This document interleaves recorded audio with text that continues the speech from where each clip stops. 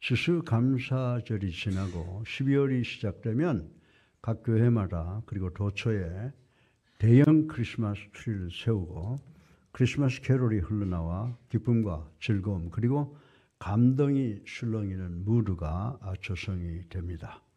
그래서 저는 12월 첫 주일부터 4주간 크리스마스에 대한 연속 설교를 말씀을 드릴 텐데 오늘은 두 번째 설교입니다. 첫 번째 내가 누구냐? 왜 존재하느냐?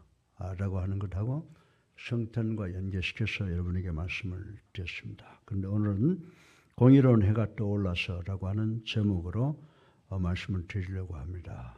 이렇게 해서 여러분들이 예수 그리스도의 초림을 좀 더 깊이 이해하시고 재림 준비를 효과적으로 할 수 있는데 도움이 되었으면 합니다. 우리 다 같이 말라기 4장 2절을 한번 읽어보겠습니다. 시작. 내 이름을 경외하는 너희에게는 공의로운 해가 떠올라서 치료하는 광선을 비추르니 너희가 가서 외양간에서 나온 송아지같이 뛰리라. 아멘. 아멘. 네. 그런데 문제는 이 말라기야의 이 예언을 끝으로 유대민족에게는 400년 동안 하나님의 침묵이 계속되었다라고 하는 말씀이 기록되어 있습니다. 여러분들은 인간들의 본질에 대해서 잘 아실 줄로 믿습니다. 400여 년간의 침묵을 지나면서 우리 인간들은 무엇을 생각을 했을 것 같습니까? 이 당시의 사람들은 하나님의 약속을 완전히 망각하고 정치적 로마의 약육강식과希腊의 우상숭배에 빠지게 되었습니다. 그리고 하나님의 그 침묵의 이유를 깨닫지 못했다라고 하는 것입니다. 그런데 우리들은 21세기를 살아가는 현대인들입니다. 우리 같으면 이런 난센스이며 비과학적이며 비논리적이며 비합리적인 말을 믿겠습니까? 누가 이야기를 하면 목사님 그거 400년이나 지난 이야기입니다 라고 하면서 믿지 못하겠어요 라고 하나님의 말씀에 대해서 회의를 갖는 사람들이 많을 것이라고 저는 말씀을 드릴 수가 있습니다.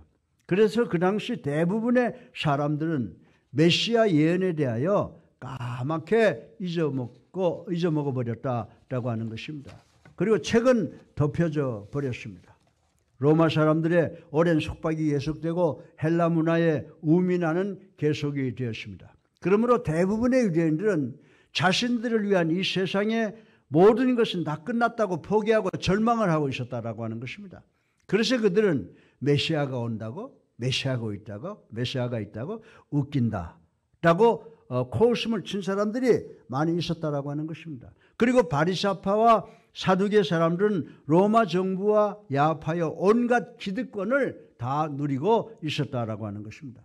그러나 그 가운데도 유대인들 가운데 나머지 remnant, 다시 말해서 메시아에 대한 신앙을 굳게 가진 확신을 가진 소수 convinced minority들이 있었다라고 하는 것을 우리는 간과해서 안 된다라고 하는 것입니다.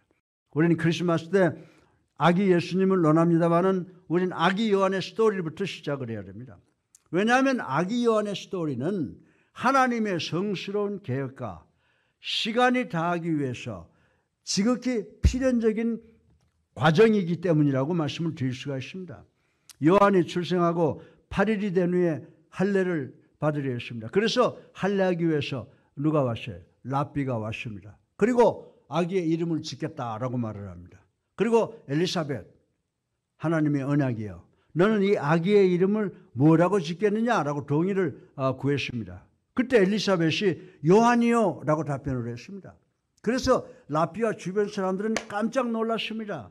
왜냐하면 당신은 아기의 이름을 지을 때는 그 가족 중에 있는 어른의 이름을 따서 이름을 짓는 것이 관습이었기 때문이라고 하는 것입니다. 그래서 우리가 서양 사람의 이름을 보면 락펠러 같은 유명한 사람, 락펠러 1세. 그죠? 그 아들 뭐예요? 락펠러 2세. 또 그 손자 뭐예요? 락펠러 3세. 라고 하는 이러한 이름을 볼 수 있는데 이것은 뭐냐면 이때 이스라엘에 있었던 관습의 영향 때문이라고 말씀을 드릴 수가 있는 것입니다. 그래서 랍비는 요한, 아니 너희 집안에 요한이라는 이름을 가진 자가 없지 않느냐라고 놀라서 묻습니다.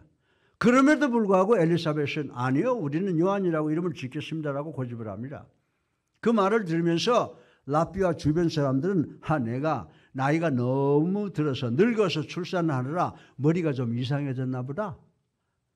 이렇게 되면 어린아이에게도 문제가 있는데 그럼 내가 아기 아버지에게 물어보겠다라고 이야기를 했습니다. 그래서 누가복음 1장 62절로 63절 우리 같이 한번 읽어보십시다. 시작. 그의 아버지께 몸짓하여 무엇으로 이름을 지으려 하는가를 물으니 그가 서판을 달라 하여 그 이름을 요한이라 하심에 다 놀랍게 여기더라. 아멘. 사가랴도 자기 할아버지는 자기 이름을 따서 이름을 지을 텐데 왜 서판을 달라고 그랬어요? 벙어리니까. 아멘이죠.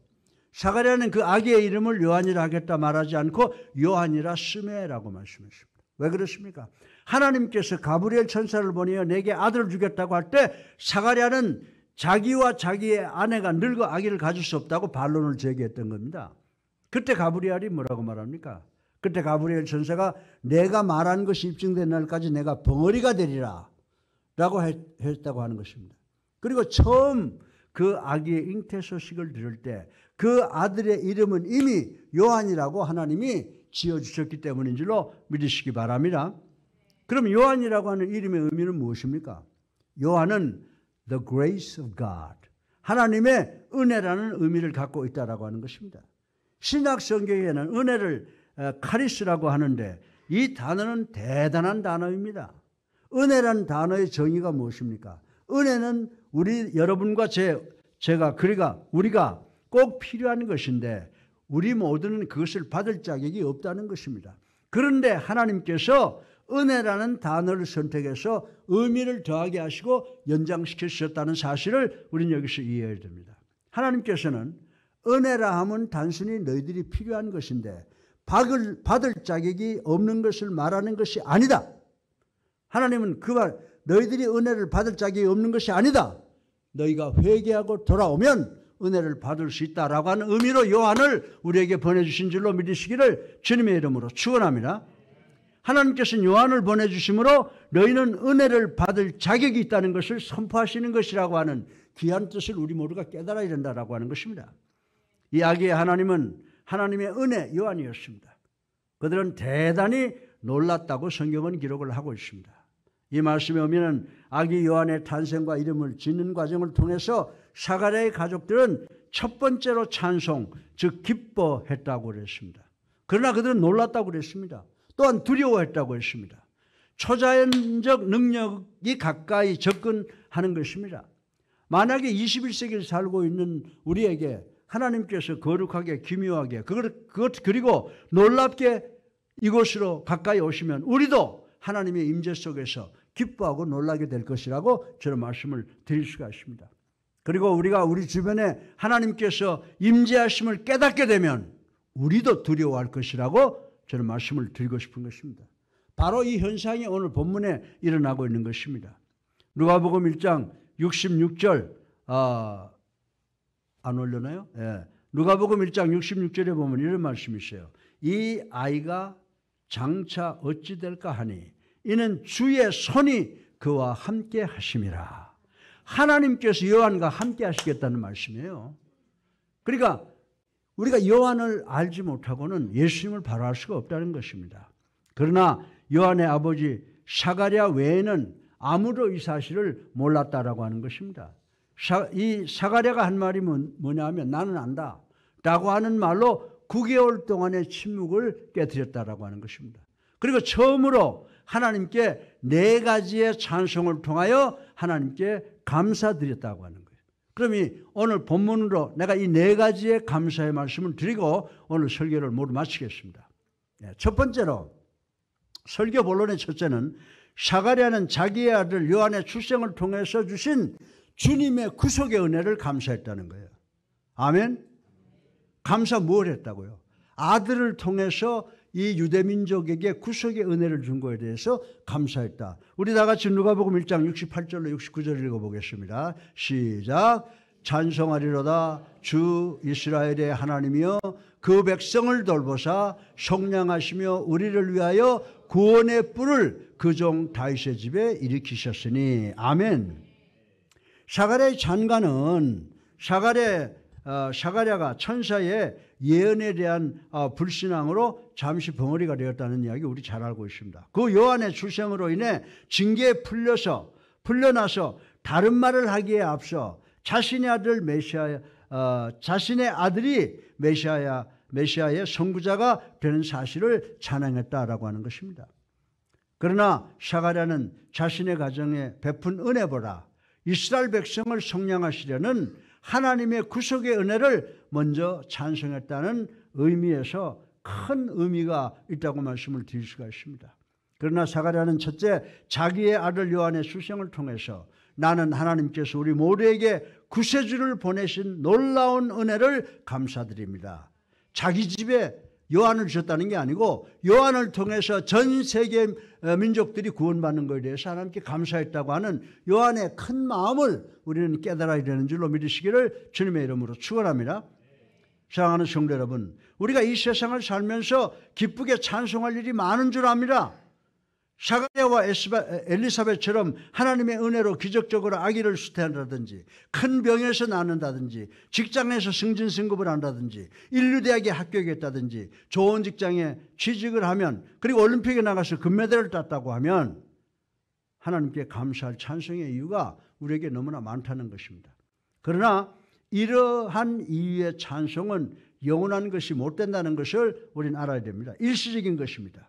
따라서 우리 모두는 어떤 환경이나 처지에 있든지 예수 그리스도의 대속의 은혜밖에 없음을 명심하시는 우리 모두가 되시기를 주님의 이름으로 축원합니다.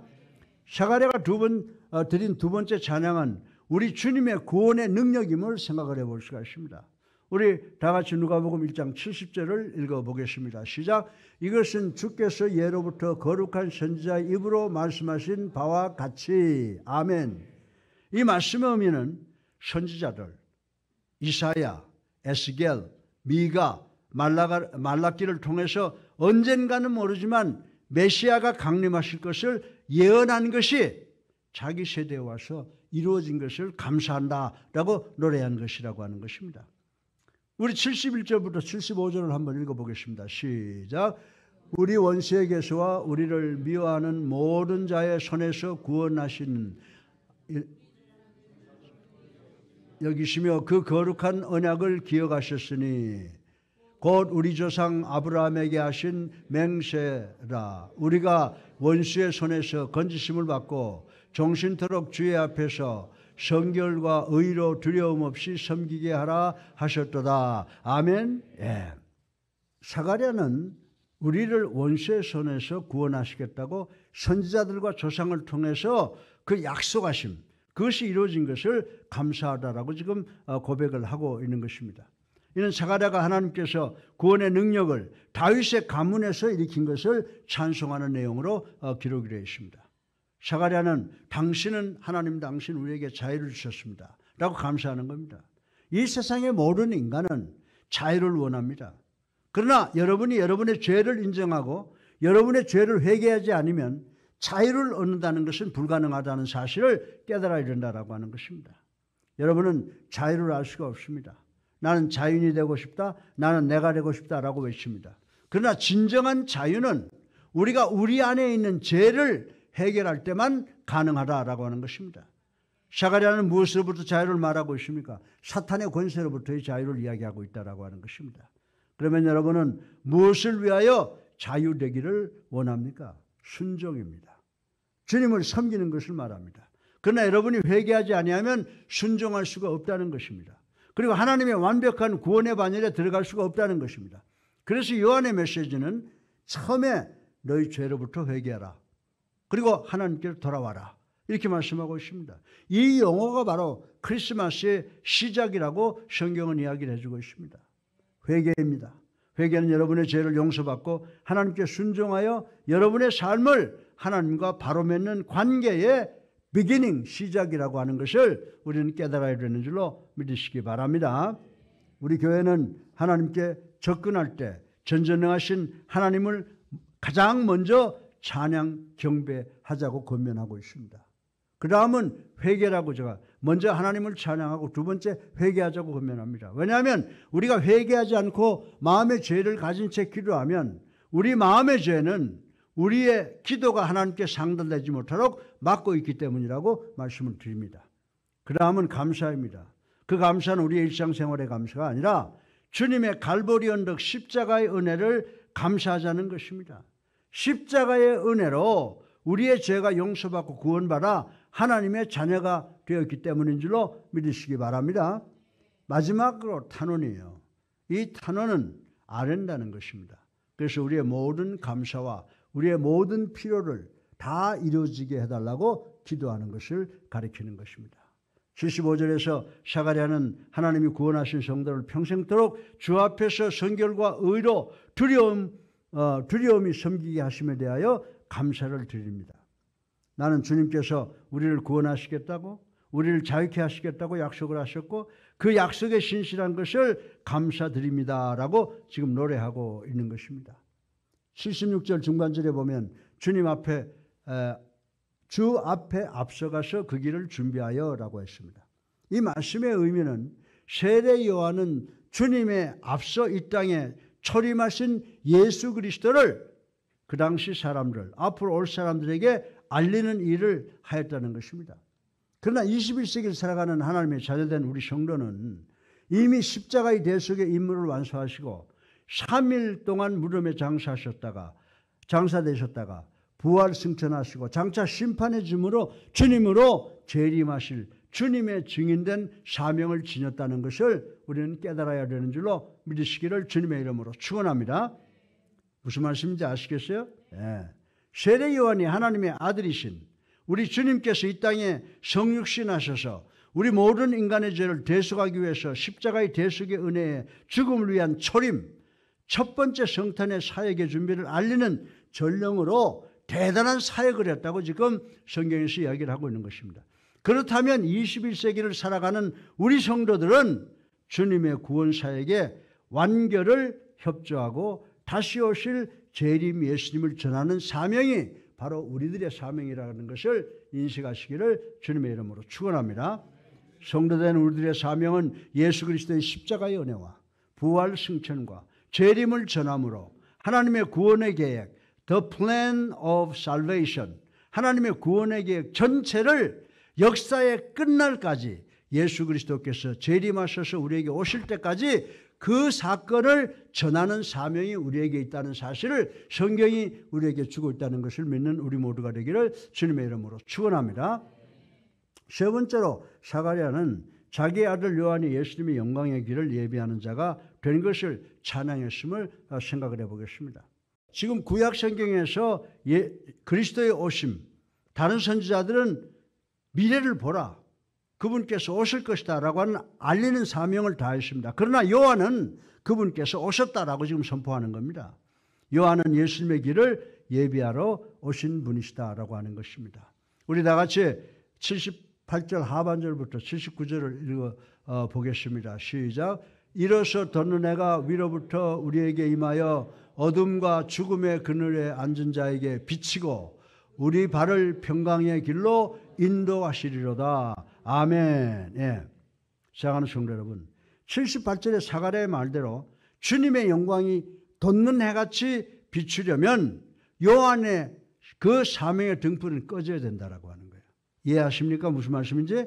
예. 그러므로 비단 요한의 경우뿐만이 아니라 다른 하나님의 종들, 주의 사역자들도 주를 위해서 겸손히 자기가 비치고 있던 모든 등불을 꺼야 된다라고 하는 그 말씀인 줄로 믿으시기 바랍니다.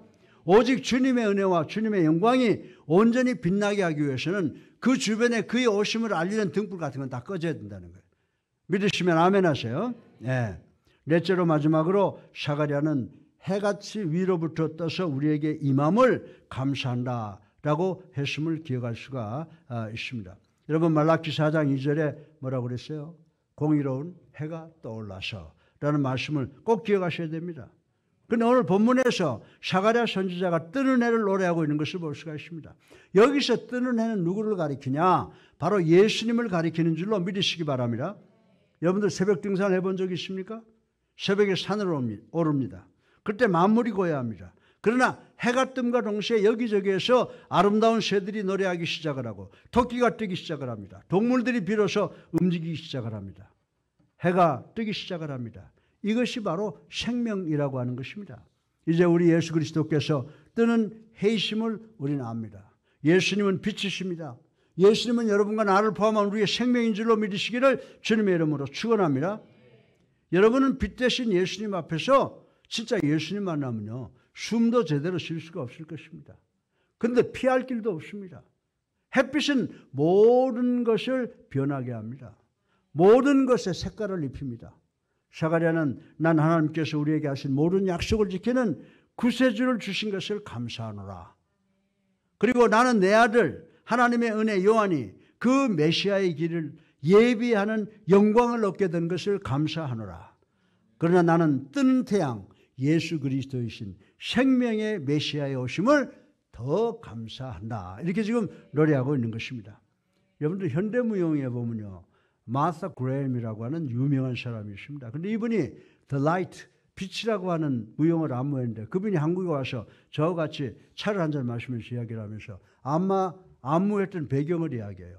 자기 집은 피츠버그인데 피츠버그나 톨리도 우리가 살던 데는 그걸 가리켜서 뭐냐면 음침한 곳이라고 아예 이름이 붙어 있는데요. 맨날 겨울만 되면 저 구름이 끼어 있고 바람 불고 눈 쌓이고 그런 건데 자기 집 피츠버그에서 이렇게 담장을 보니까 거기 햇빛이 싹 비치더라는 겁니다.